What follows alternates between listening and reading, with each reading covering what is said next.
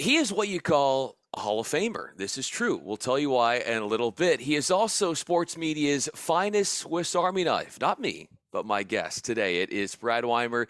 He is coordinating producer at Fox Sports. You can follow him on Twitter at Brad Weimer. You can follow me on Twitter at Brian Fenley. I'm a national anchor for Fox Sports Radio.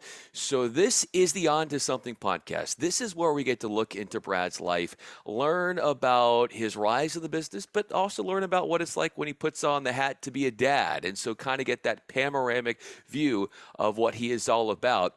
And Brad, I first of all, I'm so grateful for you to come on here. I guess I thought your talents were limited to television, and then I look behind you and I see the artwork and I say, my goodness, Brad, you're quite the artist too. Well, it's funny when the whole pandemic happened, my son thought that, my Zoom area, which, we made a makeshift office because all of us kind of had to figure things out. He thought my Zoom area wasn't quite colorful enough. So he spent an entire day painting not only Rey Mysterio masks, but some other random artwork to kind of put behind me because Dad, a white wall was too boring, is what he said. So now he made art behind my head. I was listening to an interview you did, and you said your son was trying to transform your office into a WWE stadium. Mm-hmm. How about your house? How much of it is WWE related as far as anything around the whole proximity of the house? Well, I could tell you I'm trying to think. There's two things. So I got two things in my house. I have a world title belt sits within my eye shot, and then an autographed Macho Man Randy Savage item that sits on top of my I guess better lack of a term closet in my office. But yeah, my wife handles the decorating in this house. There's not a lot. My Emmy literally sits up on my bookshelf as a book stop for some comic books. So so most of my office is a few little things. In my office in LA at the actual Fox lot, there is plenty. I've had like another title belt there. I've collected just a few things that I've gotten during the time that WWE Backstage existed. I have like a Money in the Bank briefcase. I've got a couple like little just figures sitting at my desk. So in my office in LA, where it can be safely put somewhere, is a bunch of stuff. At home, very minimal. So just so people understand, you certainly have worked on the WWE side of things with Fox. You do a lot with college basketball and beyond. But if I were to say, you look at your career, Brad, and think if there was a WWE move that would explain your rise in the business, if you were going to use a move from the WWE, from one of your favorite stars or anything, what would you go with to describe your upward trend in the business? I would probably say it's like like an RKO, which the reason I say that's Randy Orton's finishing move is because the coolest ones need help from someone else. You can't just do it by yourself. And the really cool ones he's ever done has come through because someone else set him up perfectly for it. And that's kind of where my career is. And because I couldn't have done a lot of what I've done without it. And then the other thing they say, RKO's kind of come out of nowhere. And a lot of like my career moves have come kind of out of nowhere.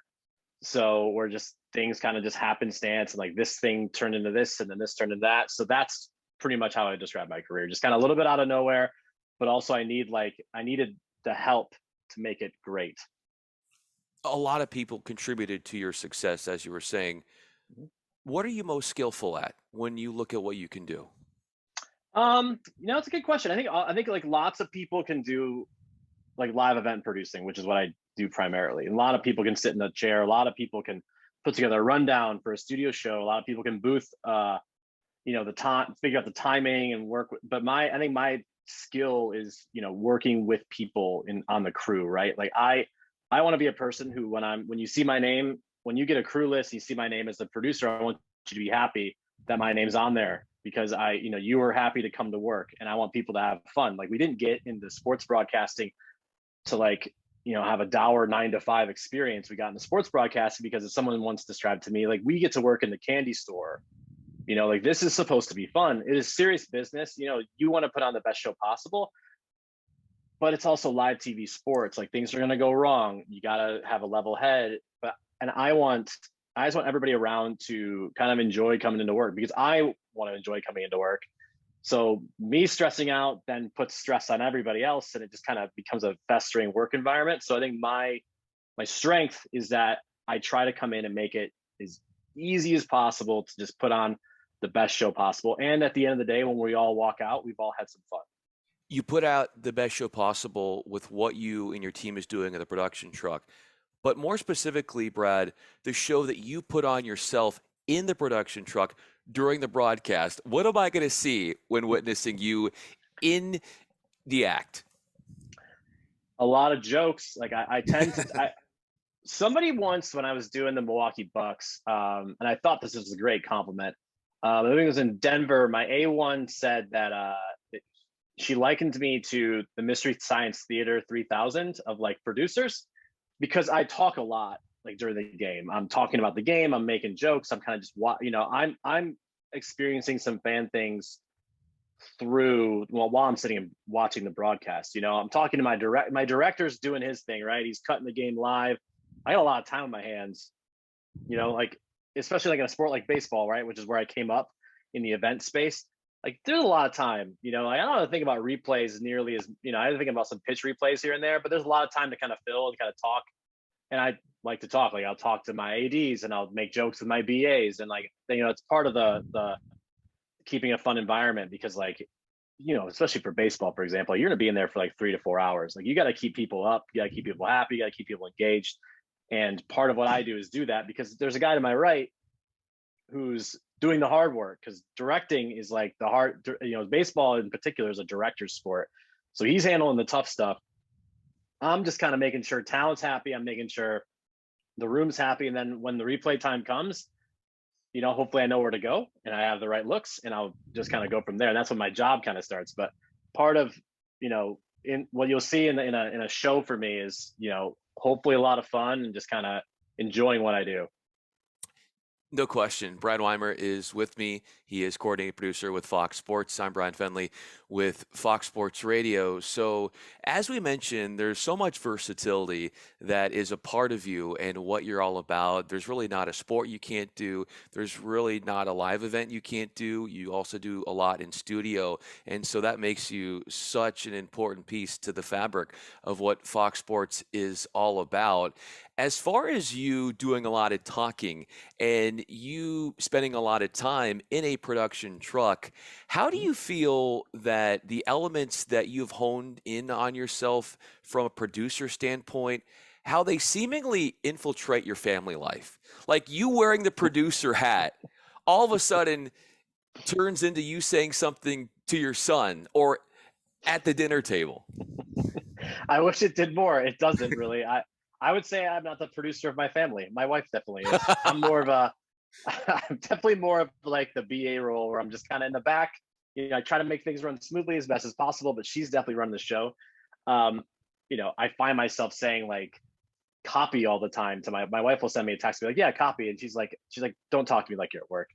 So that'll be like something that seeps in a little bit. I try, what's funny is I try to explain to my son what my job is. And I think he's slowly getting it, but like, that's like explain to my son and explain to my parents what I do for a living is incredibly hard.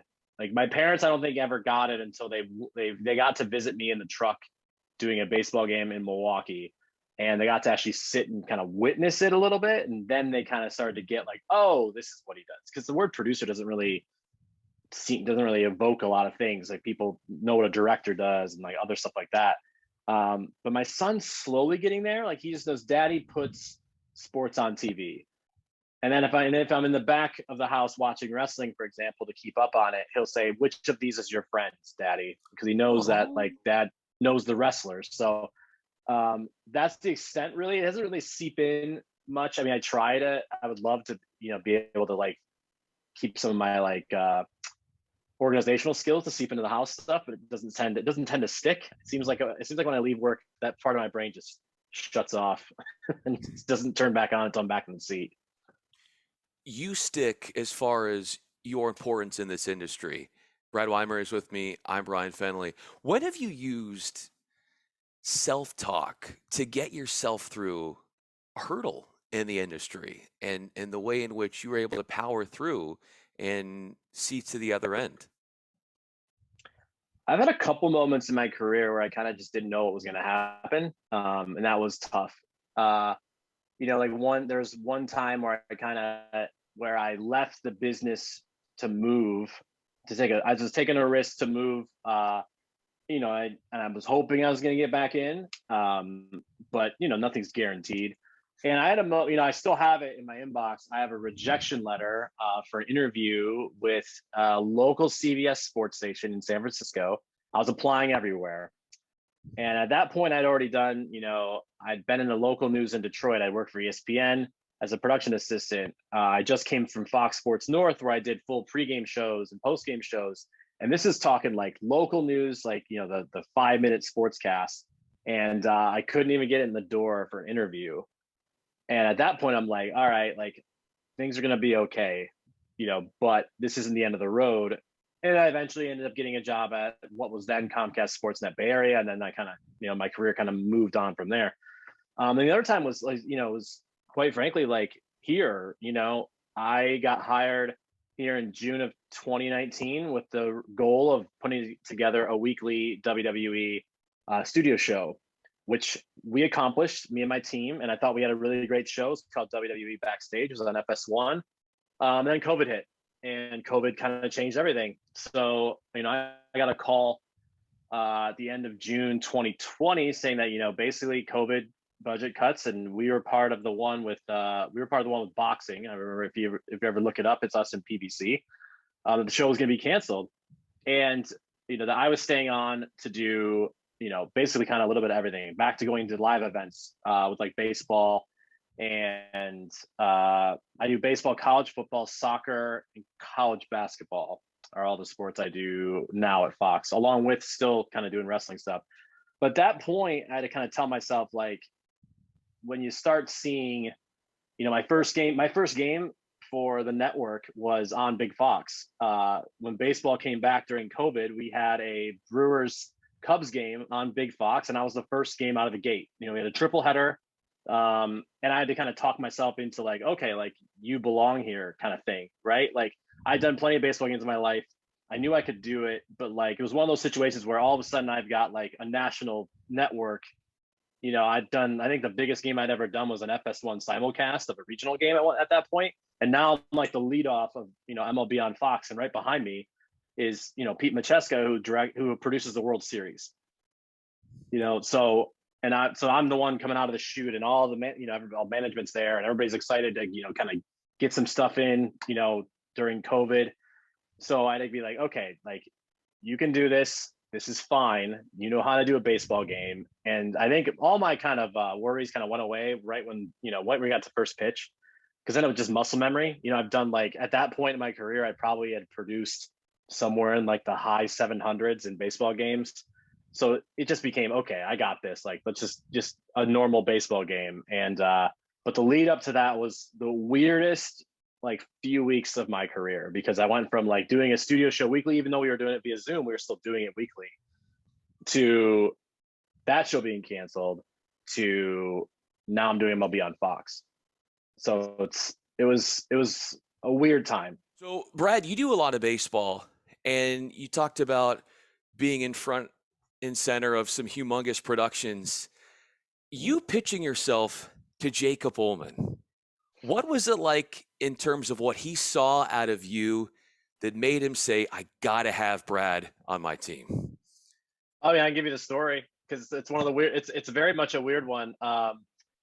So I was traveling with the Diamondbacks in August of 2018, and my son got sick and had to go to the hospital. He was in the hospital for a month. He's fine now, all good. It's but during that time, I thought, okay, I told my wife, hey, maybe now's the time I might do a job. I might look for a job if it comes across that would get me off the road. Before that, I was very much like, no, this is what I want to do. Like specifically, I'm going to keep doing this. I had moved from doing basketball and baseball, which is what I did in Milwaukee. That's 11 months a year on the road, to baseball only, which is 6 months. But it's still like you're gone for the equivalent of essentially 3 months, if you take away off, you get in off days and travel in a baseball season just to go on the road because you have 81 games plus travel days and all the other stuff. So I decided that, and the weekend he got out, we were doing promotion for Daniel Bryan, who is a former WWE wrestler. He was coming in to do an interview for the Royal Rumble, which is coming to Phoenix. I'm in the TV truck and I'm writing down questions for our sideline reporter who did not know anything about wrestling, which is not surprising. And I wrote her questions for this. And as I'm writing the questions, I have one of my graphics guys named Josh Weingrad goes, "Hey, you love wrestling. You should talk to Jacob Allman, who's gonna, who has a big part of it for Fox. It's coming to Fox in the fall." And I'm like, well, WWE does their own production, so I'm guessing Fox is probably gonna have like minimal input as far as like what they, So I don't know if there's gonna be a WWE division, but you know what? I'll email him. I sent him a cold call email on like a Monday. He got back to me immediately because that's just how Jacob is, making some wrestling references with me. And quite frankly, like we did a call the next week and I was like all jacked up for it. And, we just chit chat about wrestling. That was it. Like we just talked a little bit. And I'm like, and I remember I called my wife after. She's like, "So what happened?" I'm like, "Well, I think it was just, it's just good. It was just a good talk, but I don't know if anything's going to come of this, just, there's a lot of like, at the end, Jacob was being honest. He's like, "We don't know what we're doing. And if something comes up that I could use you in, maybe I'll give you a call." Right. Like, just typical, like that kind of speak. And then December, I know it was December because I was literally getting my car to leave to go to essentially I was going to go on vacation. And I got an email saying that Jacob wanted to talk to me. So I was in a hotel in Walnut Creek because my wife's family is from the Bay Area. And I sat on a phone call with Jacob and Ben Grossman, who's a consultant for us as well in wrestling. And we just kind of talked wrestling and that conversation bore out they said, "We got to meet in person now." So we met in person at that Royal Rumble. So that Royal Rumble, that was that weekend in Phoenix in January. And we met at a restaurant, sat down, and how I pitched myself. I mean, I already had studio show experience, but that was the hard part. At the end, the harder sell is that I hadn't done a studio show, like a full-on studio show, since like 2012 at this point. So it's been a good 6 years, almost 7 years since I've done a studio show. So I'm like, so I have to sell, the fact that I can do a studio show, right? And a national studio show at that. But most of it was us just talking about wrestling and what kind of show I would put on and what kind of show I would want to watch as a fan. And walked away from that meeting feeling pretty good, and then I flew out to Los Angeles to meet with some of the other power brokers around here, around Fox. And then once the merger was over, it took a little bit because the merger kind of threw some things, or not the merger, but the sale of Fox came in the middle of that. I got the offer and got the job and moved out here in June of 2019. So it was, I don't know if there's like a secret thing I could sell or like how I could sell myself in a way, but like convincing them that I at least knew enough about wrestling to come in and know enough about TV production to come in and, with the help I had around me, put together a competent show that would look good for the network and look good for everybody, I think was what kind of put me over the top.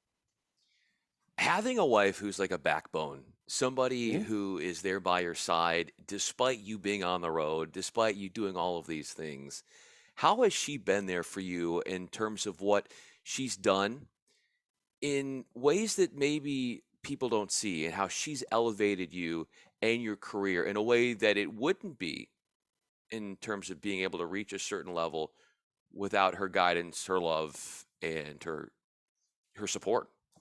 Well, the easiest one is I wouldn't be a game producer if she hadn't said yes to moving to Milwaukee.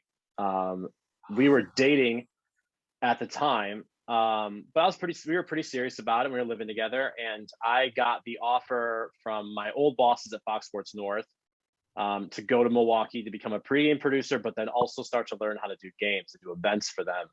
And at the time I was working at CSN Bay Area. My wife is from the Bay Area, so she has never lived in the cold weather ever. And I told her, "Look, here's the offer from Milwaukee, but I love it here too. But here's why it's probably a good thing for my career. but if you say no, we'll stay. And to her credit, she said, no, let's go. Like, let's try it. Like, hopefully we can get back to the West Coast, sometime. And I said, you know what, hopefully maybe 3 to 5 years. We'll get back there. I got her back to Arizona at least, so close enough to the West Coast in 3.5 years. Um, but yeah, I mean, that's like the obvious big one. Like, if she doesn't say yes there, it's a fork in the road. It really changes like where my career goes. The other thing is like, what people don't see is like, I'm a freelancer in Milwaukee, so I'm working by the game, and like we have our son. Um, we had our son the day before I was supposed to leave for a road trip to New York. I was gonna be gone for 10 days. Thankfully he came right when he did. But I'm home for that 10-day road trip, but then I'm back in the truck, right? After 10 days. Now, granted, it's at home, but I'm still working. I'm not home, right? She's recovering from everything with a newborn. We flew in parents and stuff like that, but you can't do that all the time. We don't live near either of our families. So it's that stuff that let me go do the things I do. Because if that stuff doesn't exist, then I can't, I don't travel like that. I think I did my first road trip for baseball a month after my son was born, and then we flew out family to be with her. But it's still like a lot of alone nights. Thankfully for me, not as much anymore. Now it's really rare when I travel, but she's the one handling it, right? Like part of my job is I have no choice but to do, part of the job is the travel. So her being able to do it makes the entire thing work. So if she couldn't do it, then I'd have to do something completely different, because it just doesn't work, which is why I'm happy that now I can, most of my games are done out of Los Angeles, wherever they are in the country. So I rarely travel, and when I do for some things, but it's never nearly as much. So I can kind of be around more. So when I'm not doing a game, I'm just home, just dad. But she makes it all possible, because if she wasn't here, if she wasn't here, I don't know what I do, to be honest with you, because she does everything when I'm gone. When you held your son for the first time, where did your mind go? It's a good question. For me, it was just one of those moments where I was like, okay, I gotta be like more serious now. It just felt like oh, there's like a person here who like I'm responsible for. And it was an interesting sensation, because I watched my wife go through the childbirth part, and I thought I was kind of ready for the kid part, and then I realized you're not really ready for the kid part. That's never easy. And now he's almost 7, and now he's like running around like a crazy person and can do fun stuff with, and it's, but then and he can kind of take care of himself. Tell me, Dad, I can handle that a lot. But then he couldn't, right? So it's just this little tiny kid who kind of needs everything from you. And I never really had any, in my entire life, besides maybe some pets, I've never had someone depend on me as much as that. So that was the part that was different, because I just never had to have, I was always responsible for myself. And like, maybe my significant other, but they're adults. I'm not responsible for them. But I'm responsible for this person, and this person's entire well-being is like in my wife's hands. So that was just, it was a little like mystifying in a way, like that. Oh, okay, this is real now. Like, this is a real kid, like really, really here. When you were a child, Brad, what was something that you didn't get that now as a father, you are instilling that in being a father in your son, and how things are a bit different in a way that you've learned from your past? Well, and I'll always caveat this, and I love my parents. My parents are terrific people. I wouldn't be where I am without my parents. But my goal is to, kind of foster whatever my son wants to do. Um, my mom famously, and I love her to death, but my mom famously told me that you will never make any money watching sports for a living. There's a swear word in there. I'll let you figure out where it is. But my mom famously said that to me once. I do make money watching sports for a living now, but that wasn't a path that they necessarily thought was going to work. Now, granted, they eventually supported it completely. And the reason I'm here is because I was supported right when I got to the point where I'm like, I just want to do this. They supported it and it turned out fine. But for me, I would probably just, I want my son to think you can do anything you want. As long as you put your mind to it. And then part of it's you got to have talent for some things. And look, there's some things that we're just, some people are better at some things than others. And someday he'll figure that out and he'll figure out what he's good at. But just figure out what you're good at. Go do something you enjoy. Because in the end, like, enjoying, you do so much time at work, like you just spend so much time and it's way too long to do something you don't enjoy. So that's all I want. If it doesn't pay a lot, fine. Like as long as you can make a decent living and enjoy his life, like none of the rest of it matters. And that's kind of what I would say that I would like to impart on like him.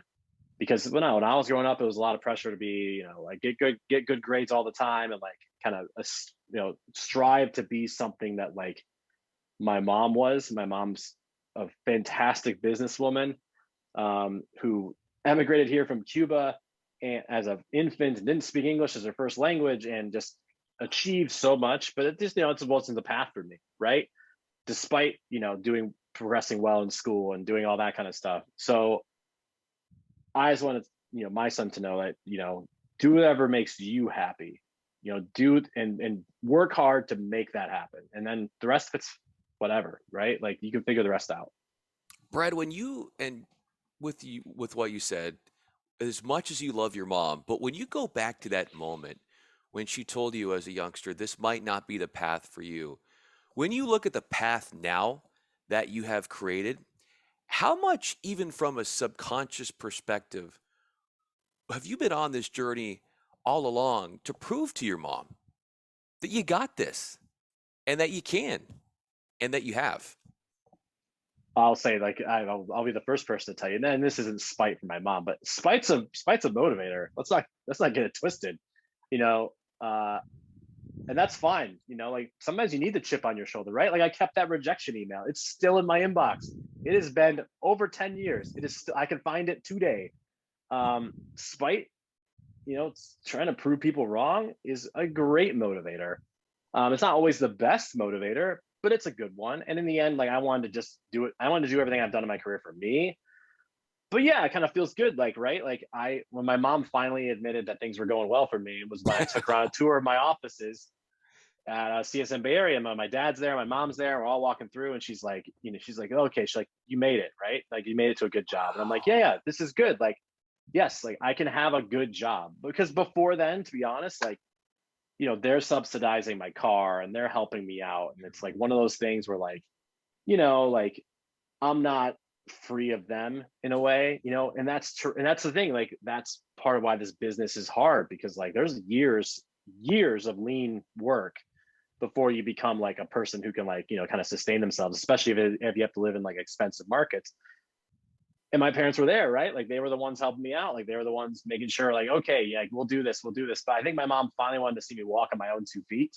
Yeah. And then I finally got there and she was happy. The smile in the end was what was worth it to me. So in the end, like, I know the chip on the shoulder part sounds fun, but the smile was way better, right? Like that was the part where I'm like, okay, like I did it. But then the other part was like anybody else on the come up who said I wasn't going to do it. There's plenty. I remember a ton of names that said I wasn't going to make this, or I was going to do that, or like it wasn't the right time for me to do this. And achieving goals and knowing that like I did it despite that. That's I love that stuff. Like that's that's why I love sports, right? Like you do that. People do it in sports all the time.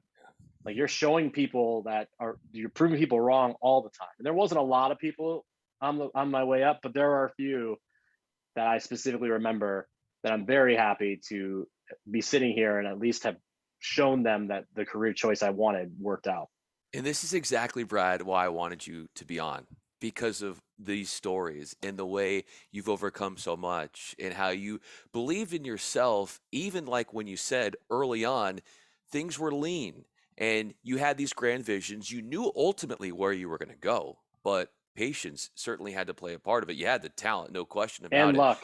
And some luck, sure, and relationships. Yeah, like you said, there's a lot of different factors that play into this. But for you to get to where you are, And now looking back at those lean years, Mhm. with so much pride that comes from wanting to be completely self-sufficient and hey, I'm completely away from mom and pop, I've got everything on my own. You're there, but in the early moments, how did you deal with your ego when you still were working your, you know what, just to try to make ends meet, a little bit of help? It wouldn't be forever, but those early days, how did you deal with that? Man, I just liked. I mean, in the end, I was happy because I liked what I was doing. Right, like I always specifically remember that when I was working as a temp PA in remote for ESPN, and they had this big exodus of PAs at one point, and I remember they had this. We were all hearing they're going to have this big meeting on how to figure out how to keep PAs at ESPN, and what came out of the meeting was I was at the Little League World Series, and one of the I was a production coordinator, came up to me and said, "Hey, we're giving you guys all a raise of $1 an hour." I'm like, "Okay, so that's to $10 an hour now." I'm living in Connecticut, which is not cheap, and okay, like, but I just kind of laughed about it, right? And I just thought, you know what? In the end, like the cool moments were what was worth it, and that's kind of how I told myself, like, someday I'll be in this seat. Honestly, like that time, like I never thought I was going to be a producer in the game chair, like until it was like way at the end of my career. Like I remember watching those guys in like awe and going like, oh my God, like how do they do this? Like how do you look at all those video channels and do this? And like, and all, I just couldn't imagine myself in Wow. that seat. I thought maybe like someday I was going to be like a graphics person, or graphics. Well, it's a BA for us, but ESPN has like some associate producers who do graphics for games. And one of my roommates is terrific. Was at the time was terrific at it. And I watched her work, and I'm like, okay, well that's probably where I'm going to end up. Like, it's there's so many people going for the very few producer jobs at ESPN that it's not easy. So I'm like, okay, well I'll be happy doing that. Like that looks like fun. I never ever thought I was going to ascend to where I ascended, but I was making $10 an hour. I'm sitting in a production trailer next to Brent Musburger during a rain delay, like watching a college football preview show and like talking about how I think Michigan's going to beat Brady Quinn that year. And it's like, and I'm like, okay, like at least this is cool, right? I'd like Eric Karros, like, which is funny now because I do games with Eric Karros as my analyst, but at the time I was a production assistant for Little League, and he would come and make fun of me because I was a parent spotter, and I did international parent spotting, which, by the way, any production assistant who has to do that job is the most thankless job of the Little League World Series because you are dealing with a language barrier with a lot of these schools, with a lot of these not schools, a lot of these teams. So, like for example, Team Japan. I do not speak Japanese. Most of that group did not speak much English. So I'm trying to figure out where the parents are for every kid in the lineup because I got to get my camera on the kid when he's up. So if he hits a home run, parent reaction. So I'm sitting there like just holding up lineup, just going, okay, who's this? Who's this? Like, there's a little bit of international language there where we can kind of where I'm pointing, they'll know to raise their hand. Well, one of the teams was a European national team. I forgot which country, but they didn't have any parents there. They just traveled the team. So I remember EK was in the booth, and I got to do like it was them against Mexico, and I did like just the Mexico side, and I got to sit on one side. And I walked up, and I was waiting for my buddy who was stage managing, and EK comes down and goes, "Brad," like, yeah, he's like, "Man, way to parent spot that European team. You really crushed it." And I'm like, now we work together. Now we do games together. So it's crazy. Like I was on the low end of that. Like I would have never imagined that, right? Like I'm driving around. Part of my job was driving talent in rented vehicles around, and now I actually get to I'm the one who makes sure talent has those vehicles and does the game that they do, like that stuff. At the time I would have never imagined it, to be perfectly honest, and I still like even when I was doing pre-games I never thought I was going to do games like that Wow. stuff. Still, like, until I sat in the seat, to do a game, and I will attest to this, when I sat for the first innings of baseball I ever did in my career, I've never felt more lost in a chair in my life. And I was a person who at that point was pretty confident, especially in a truck. I'd done plenty of games of pre-games in a truck. I knew where everything was. I kind of knew how things worked. And then I sat there for like 3 innings, and I was just like, whoa, like I felt like I was put into a washing machine. Now Wow. it's like just old hat, but like that's time. Like even during like the lean years, like I just never thought I was gonna get to like I guess it sounds a little egotistical, but I never thought I'd get to the level I'm even at now, let alone like the ones I was at like 5 years ago. I never thought I was gonna be like a whole game package producer in my life.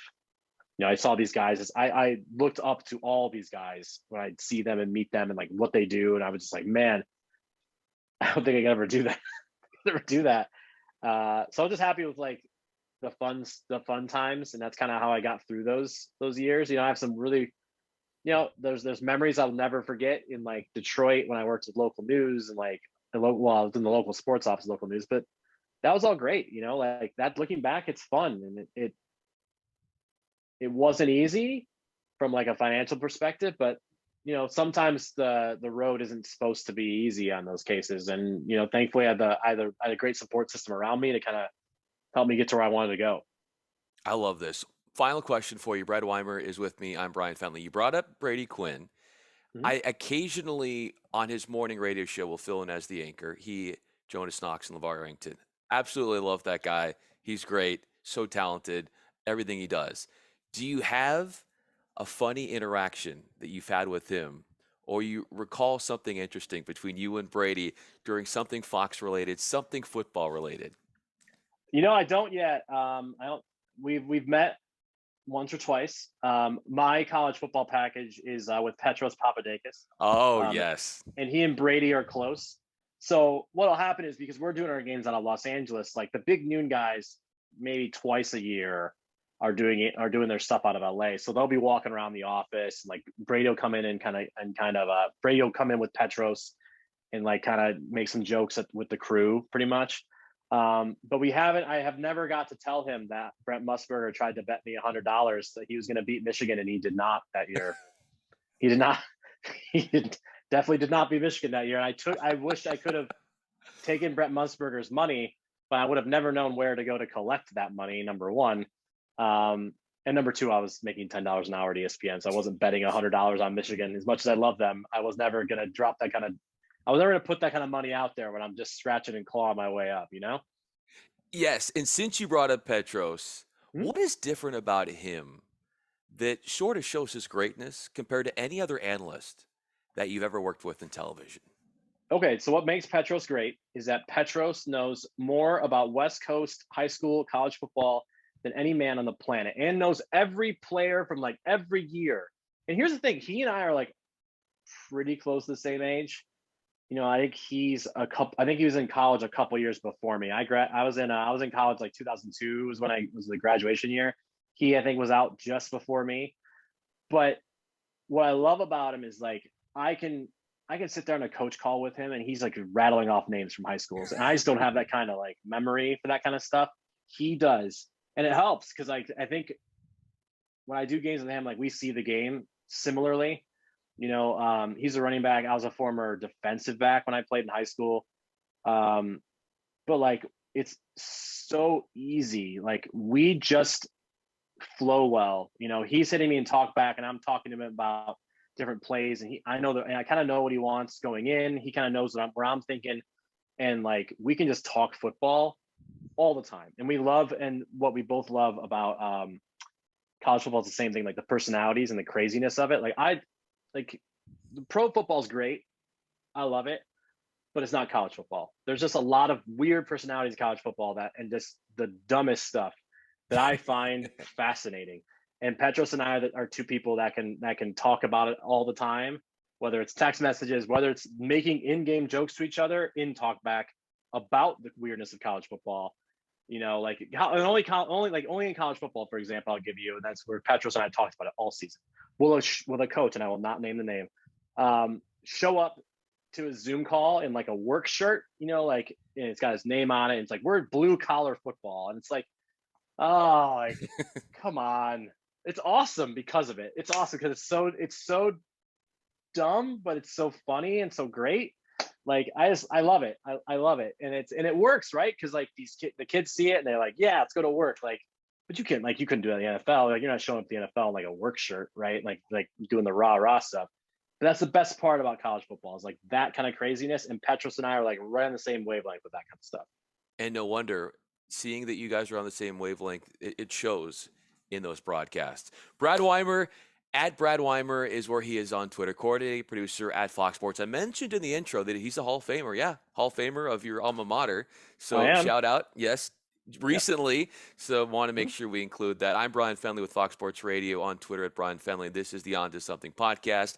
Brad, really appreciate your transparency and telling these really enriching stories about your life, not just business, not just work, but also you as a dad. It was really cool. Of course, anytime.